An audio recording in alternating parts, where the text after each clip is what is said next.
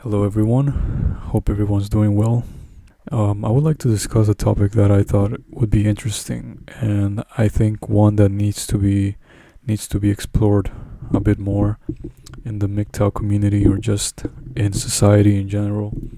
And that is my view on antinatalism and why I am an antinatalist and why I believe everyone else should be an antinatalist. So first, let me give you a definition of what antinatalism or antinatalist is. And if we go and look at the definition, it says that the antinatalism or an antinatalist is a philosophical position that assigns a negative value to birth. Antinatalists argue that people should abstain from procreation because it is morally bad. Some also recognize that procreation of other sentient beings as morally bad. In scholarly and in literary writings, various ethical foundations have been adduced for antinatalism. Some of the earliest surviving formulations of the idea that it would be better not to have been born come from ancient Greece. So, this idea that we should stop procreating because it is morally bad is one that I came to the conclusion many years ago. And I'll tell you why I think you should be an antinatalist and not have kids. Now, before you get angry at me or before you say, I want a legacy, continue my legacy, let me say something. Do you remember your great great great grandfather or great grandmother? Did they leave any great significance to you at this very moment where you are standing right now? I highly doubt that any person that was in your family tree many years ago has had a great impact on you. I don't think that procreating is something that is a biological need. And we often confuse this with being morally good. Procreating does not necessarily mean that it's a good thing to procreate. Just look at the world right now. Look at the world around us. Do you really think this is a good environment to bring a life into this world, knowing that this person might end up suffering great misfortunes in life? Because let's be real here. Life isn't sunshine and rainbows. It is just not. There's so many people out there suffering.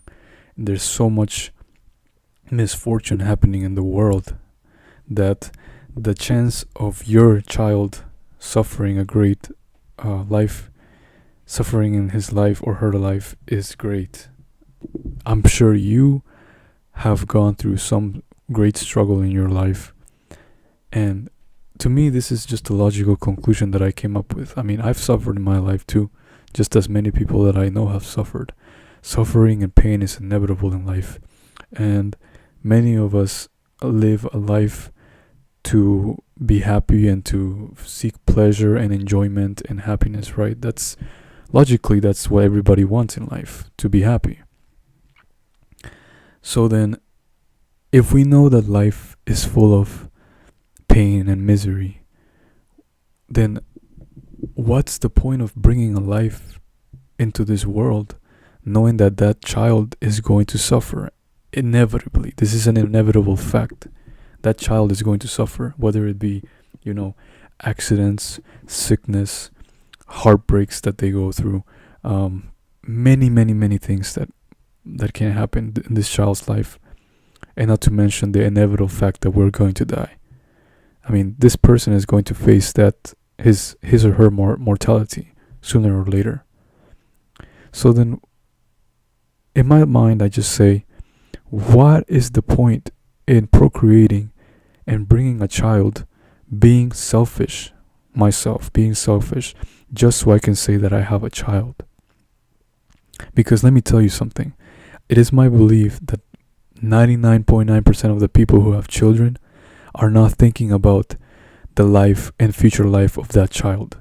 They are thinking only with their biological urges, meaning their need to reproduce, because everybody has that need. If you're a human and you're alive and you have a heartbeat, and your genitals are working and you have hormones, you have a need to reproduce.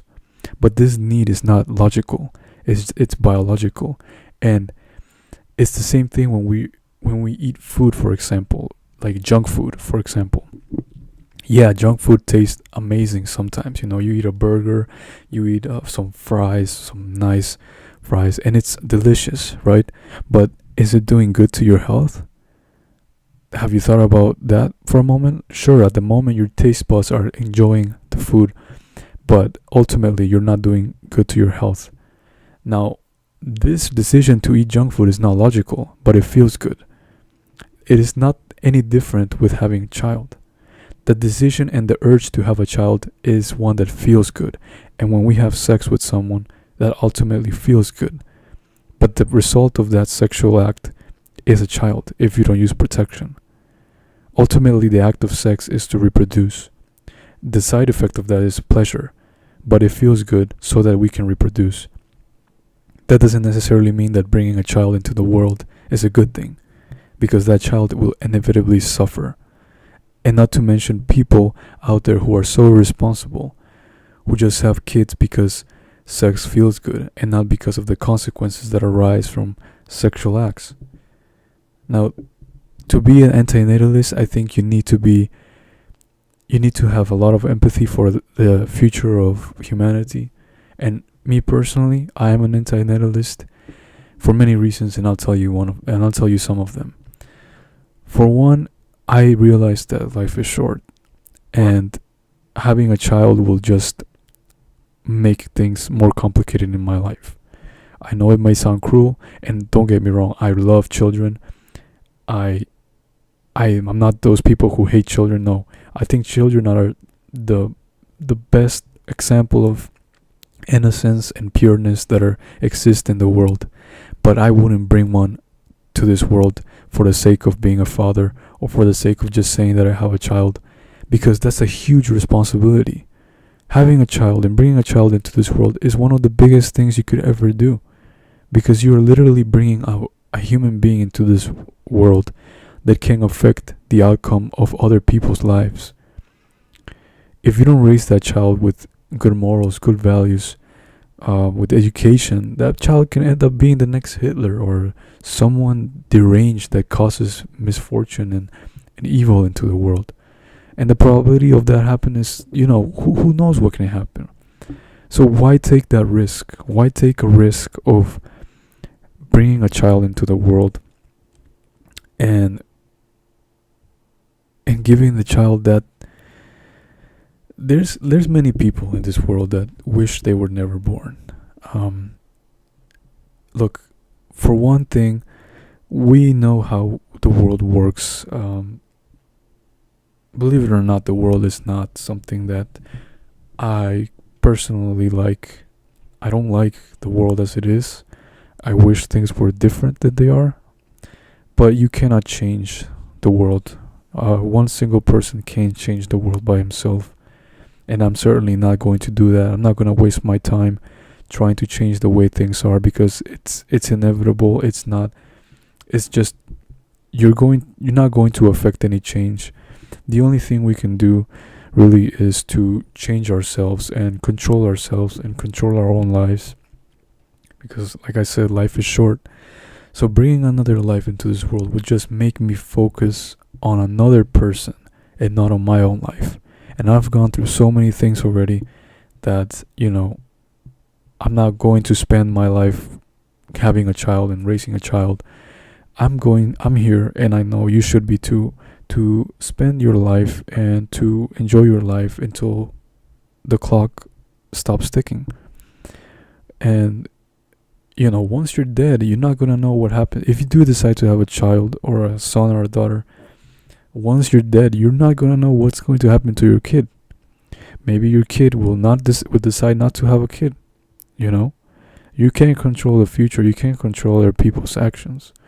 So why are you so stressed about leaving a legacy when eventually your legacy will just die out in the end?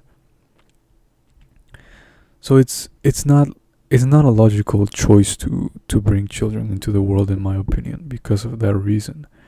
The other main reason is when someone doesn't exist into this world, they do not know what pain is.